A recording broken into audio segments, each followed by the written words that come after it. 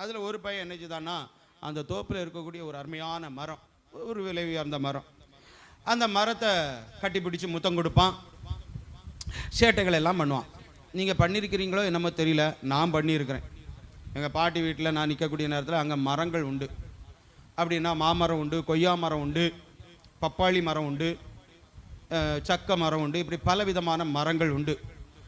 அப்போ மாவை பறித்து தின்னிருக்கிறேன், கொய்யா பழத்தை பறித்து தின்னிருக்கிறேன்.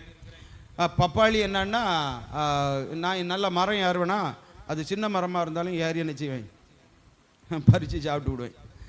அப்போ அந்த நேரங்களில் எல்லாம் என்ன செய்வேன்னா, சாப்பிட்டதுக்கு அப்புறம் பப்பாளி மரத்தை போட்டு முத்துவேன். ஆமாண்ணா, அப்படியெல்லாம் பண்ணியிருக்கேன். மாமரத்தை போட்டு முத்தியிருக்கேன். நீங்கள் பண்ணியிருப்பீங்க, கட்டாயம் பண்ணியிருப்பீங்க. ஏன்னா அந்த நேரங்களில் நமக்கு அவ்வளோதான் விவரம் இல்லையா. இந்த முத்தங்கள் கொடுத்ததுனால அந்த மரத்துக்கும் என்ன உண்டு தெரியுமா,